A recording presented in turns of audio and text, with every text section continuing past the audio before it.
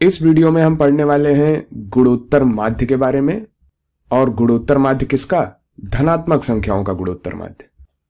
जब भी आप शब्द माध्य देखें तो आप इसे समझें कि ये कोई बीच का मान है, तथा जब भी आप शब्द गुणोत्तर देखें तो इसका अवश्य ही संबंध गुणोत्तर श्रेणी से है, अर्थात ये गुणोत्तर श्रेणी से संबंधित कुछ है। अब हमारे पास दो रास्ते हैं, हम सीधे गुणोत्तर माध्य के बारे में पढ़ें और काम खत्म कर दें, लेकिन इससे अच्छा भी एक तरीका है कि हम न केवल गुणोत्तर माध्य के बारे में सोचें, अर्थात ज्योमेट्रिक मीन के बारे में सोचें, जिसे हम संक्षेप में जीएम कहते हैं, बल्कि इसका एक भाई भी है जिसे हम अरिथमेटिक मीन एएम और हिंदी में समांतर माध्य कहते हैं। और ये दोनों ही एक दूसरे से काफी हद तक संबंधित हैं, तो सबसे बेहतर तरीका है इन दोनों को एक साथ पढ़ने का। तो चलो समांतर श्रेणी अर्थात अरिथमेटिक प्रोग्रेशन, जिसे हम संक्षेप में एपी कहते हैं, यहां से शुरुआत करते हैं। तो मान लेते हैं हम संख्या 2 से शुरुआत करते हैं और अगला नंबर 5 है, इसके अगला नंबर 8 है और इसका अगला नंबर 11 है, तथा इस प्रकार अनुक्रम चलता जाएगा डॉट डॉट डॉट। अब 2 में यदि हम 3 जोड़े तो हमें 5 मिलेगा, 5 में हम 3 जोड़े तो हमें 8 मिलेगा, 8 में 3 जोड़े तो हमें 11 मिलेगा, और 11 में 3 जोड़ेंगे तो हमें उसका अगला पद मिलेगा, और यह अनुक्रम चलता रहेगा। यहां पर 3 सार्वांतर अर्थात कॉमन डिफरेंस है। तो अब समांतर माध्य के लिए हम कोई दो संख्याएं लेते हैं। मान लेते हैं हमने 2 लिया है और 8 लिया है, तो संख्या 2 तथा 8 का समांतर माध्य क्या होगा? तो माध्य का मतलब हुआ बीच वाला पद, तो इनके बीच वाला पद क्या है? ये 5 ही है, तो 5 यहां पर समांतर माध्य होगा। तो यहां पे हमने समझा कि किसी समांतर श्रेणी में दो संख्याओं के जो बीच का मान है वही समांतर माध्य है। अब इसी तर्क का इस्तेमाल करके हम किसी गुणोत्तर श्रेणी में किन्हीं दो पदों का हम गुणोत्तर माध्य ज्ञात करेंगे। तो हम गुणोत्तर श्रेणी पहले लिख लेते हैं, जीपी लिख लेते हैं। तो जीपी में प्रथम पद हमने लिया 2, इसके बाद की संख्या हुई 4, इसके बाद की संख्या हुई 8, अगली संख्या हुई 16, और इस प्रकार से ये श्रेणी चलती जा रही है। तो यहां पर हमने 2 में 2 का गुणा किया तो हमें 4 मिला, 4 में 2 का गुणा किया तो 8 मिला, 8 में 2 का गुणा किया तो 16 मिला, और 16 में 2 का गुणा करेंगे तो हमें अगला पद मिलेगा, और इस प्रकार अनुक्रम चलता रहेगा। तो यहां हम प्रत्येक पद में समान संख्या 2 से गुणा कर रहे हैं, तो यही 2 सार्वानुपात अर्थात कॉमन रेशियो है। अब हम समान उदाहरण लेते हैं, हम वही 2 संख्याएं लेते हैं। यहां भी हम 2 संख्याएं 2 तथा 8 लेते हैं। तो जीपी की संख्याएं हमने ली 2 तथा 8। अब गुणोत्तर माध्य यानी कि इसके बीच का मान क्या होगा? ये तो 4 है, तो 4 इसके बीच का मान है और यही गुणोत्तर माध्य है। और मैं समझ रहा हूं कि यहां आप क्या सोच रहे हैं। यहां आप सोच रहे हैं कि जब पूरी की पूरी श्रेणी लिखी हो तो बीच के पद का चुनाव करना काफी आसान है, लेकिन यदि मान ही गायब हो जाए तब क्या होगा? तब आप बीच का मान कैसे निकालेंगे? अब एपी तथा जीपी के लिए यदि 2 संख्याएं ही दी हों तो आप बीच का मान कैसे ज्ञात करेंगे? यानी कि अगर अन्य संख्याएं गायब हो जाएं तो हम उन्हें कैसे ज्ञात करेंगे? तो आप इसे हल करना चाहते हैं तो वीडियो को रोकिए और सोचिए इसको कैसे करेंगे, कौन सी विधि का इस्तेमाल करेंगे। आइए सोचते हैं कि ये बीच का मान हम कैसे ज्ञात करें। तो यदि हम इस एपी के संख्याओं को देखें, हमें यहां बीच का मान ज्ञात करना है।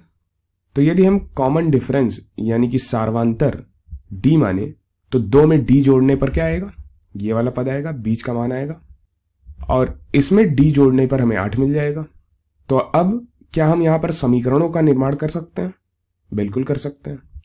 जब हमने इस क्वेश्चन मार्क में प्रश्न चिन्ह में डी जोड़ा है तो हमें 8 मिला है, तो 8 बराबर होगा क्वेश्चन मार्क प्लस डी। और जब हमने 2 में डी जोड़ा है तो हमें ये क्वेश्चन मार्क मिला है, यानी कि ये क्वेश्चन मार्क बराबर होगा 2 प्लस डी। अब इन दोनों समीकरणों को क्या हम हल कर सकते हैं? बिल्कुल कर सकते हैं। तो चलो इन दोनों समीकरणों को घटा लेते हैं। तो समीकरणों को घटाने पे क्या मिलेगा? इधर बाएं पक्ष में मिलेगा 8 माइनस ये प्रश्न चिन्ह बराबर प्रश्न चिन्ह जिसे हम बीच का मान कह रहे हैं, तो हम इसे बीच का मान भी बुला सकते हैं। तो 8 माइनस बीच का मान बराबर बीच का मान -2, क्योंकि ये डी से डी कट जाएगा। अब इसे पुनः व्यवस्थित करने पे हमें क्या मिलेगा? हमें मिल जाएगा 2 गुणे बीच का मान बराबर 8 + 2। तो यहां पे क्या होगा? बीच का मान होगा 8 + 2/2, और 8 + 2 10 है, 10/2 5 मिलेगा, यानी कि बीच का मान हमें 5 मिल जाएगा। तो यहां पे हमने बड़ी आसानी के साथ बीच का मान ज्ञात कर लिया है, और यही बीच का मान इन दोनों संख्याओं का समांतर माध्य है, यानी कि अरिथमेटिक मीन है। तो ये बात तो थी समांतर माध्य के लिए। अब गुणोत्तर माध्य के लिए क्या होगा, ये बीच का मान हम कैसे ज्ञात करेंगे? क्या आप ज्ञात करना चाहते हैं तो वीडियो को रोकिए और ट्राई करिए इसे। आइए इसको करते हैं। तो एपी में चीजें जुड़ती हैं और जीपी में चीजें गुणा होती हैं। तो यही तर्क हम लगाएंगे जो हमने यहां लगाया है। तो यहां पर कोई समान संख्या जुड़ती है हर बार और हमें अगली संख्या प्राप्त होती है, लेकिन जीपी में कोई समान संख्या का गुणा होता है और हमें अगली संख्या प्राप्त होती है। तो मान लेते हैं वो समान संख्या आर है, जिसे हम कॉमन रेशियो यानी कि सार्वनुपात भी कहते हैं। तो 2 में आर का गुणा होगा तो हमें ये बीच का मान मिलेगा, और इस बीच के मान में आर का गुणा होगा तो हमें 8 मिलेगा। तो अब यहां हम समीकरणों का निर्माण कर सकते हैं। तो यहां पे जब बीच के मान में आर का गुणा होगा तो हमें 8 मिलेगा, अर्थात 8 बराबर होगा बीच का मान गुणे आर। और जब 2 में आर का गुणा होगा तो हमें ये बीच का मान मिलेगा, अर्थात बीच का मान होगा ये बराबर होगा 2 गुणे आर के। अब यहां पर यदि हम दोनों समीकरणों को भाग दे दें तो हमें क्या मिलेगा? हमें मिलेगा 8 बटे बीच का मान बराबर, आर से आर कट जाएगा भाग देने पे, तो बीच का मान बटे 2। और तिर्यक गुणा करने पे हमें क्या मिलेगा? बीच के मान का स्क्वायर बराबर 8 गुणे 2 जो कि है 16। तो बीच का मान हमें मिल जाएगा √16 जो कि 4 के बराबर है। अब आप यहां कह सकते थे कि इस बीच के मान का स्क्वायर जब 16 के बराबर था तो ये बीच का मान ±4 मिलना चाहिए, लेकिन चूंकि यहां हम धनात्मक संख्याओं की बात कर रहे हैं और -4 वैसे भी 2 तथा 8 के बीच में आता नहीं है, तो इसलिए ये बीच का मान 4 के बराबर होगा।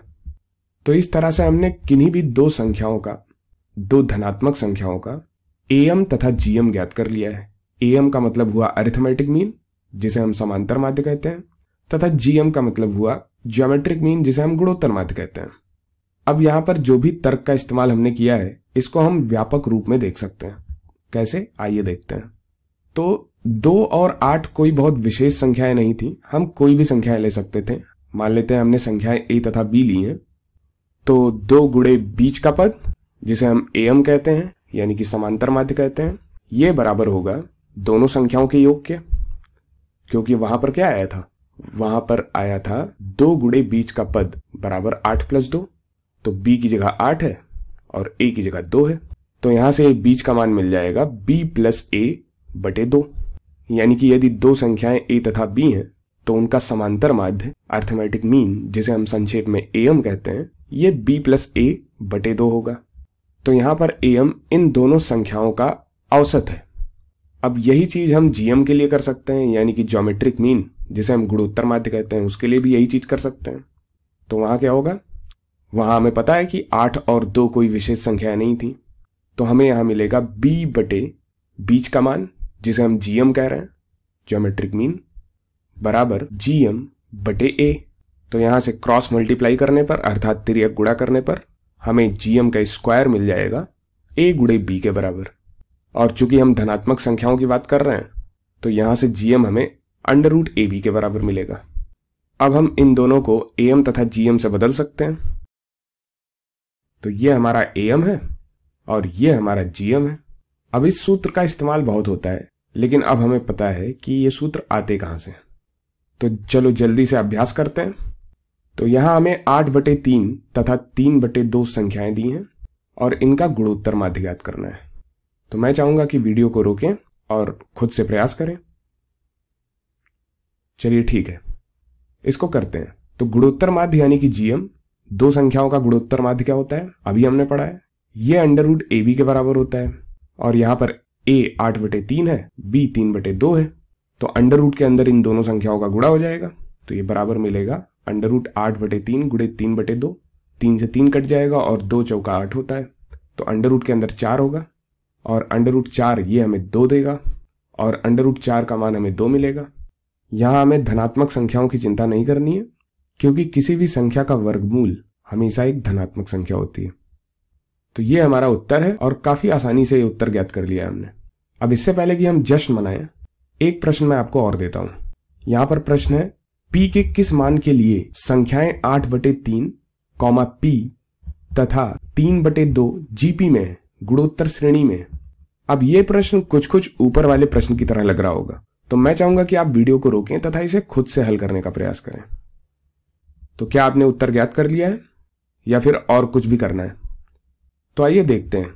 ऊपर वाले प्रश्न में था कि 8/3 तथा 3/2 का गुणोत्तर माध्य ज्ञात करो, और इसका उत्तर हमें 2 मिला।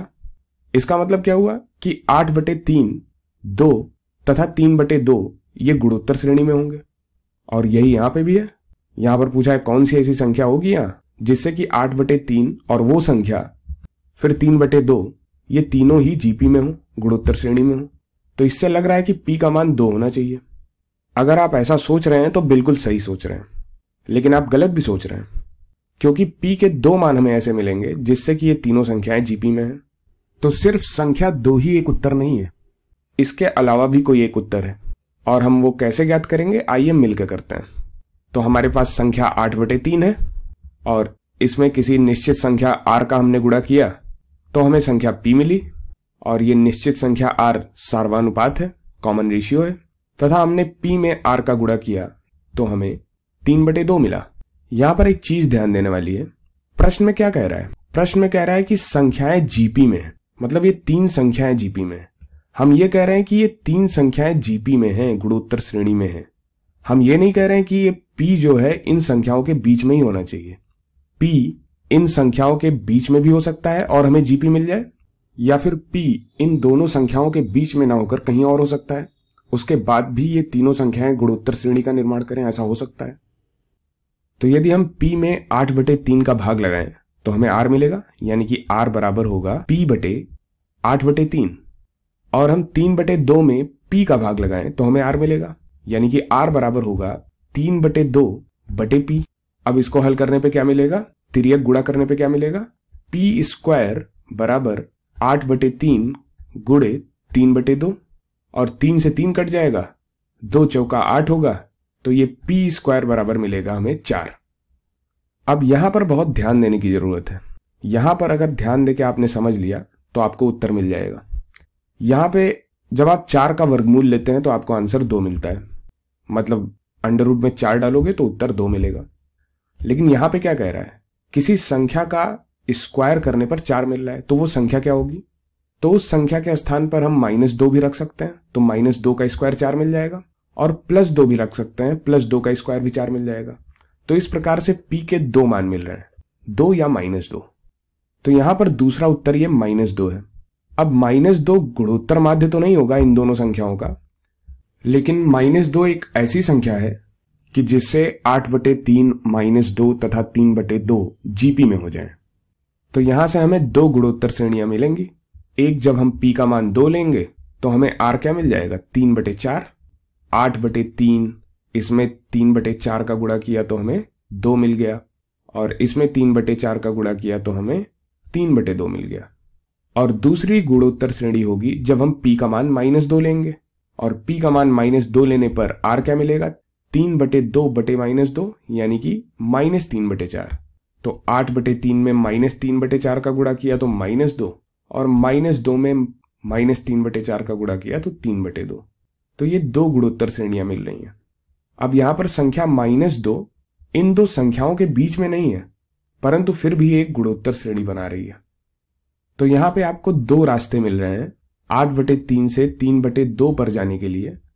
एक रास्ता ये है, दूसरा रास्ता ये, और दोनों ही रास्तों में आप सुनिश्चित कर रहे हैं कि आप गुणोत्तर श्रेणी बना रहे हैं। तो यहां से हमने क्या सीखा कि 2 धनात्मक संख्याओं के बीच में 2 तरीके हैं संख्या को रखने के, जिससे कि प्राप्त संख्याएं गुणोत्तर श्रेणी में हो, और उनमें से एक ही संख्या गुणोत्तर माध्य होगी जो कि उन दोनों संख्याओं के बीच में होगी।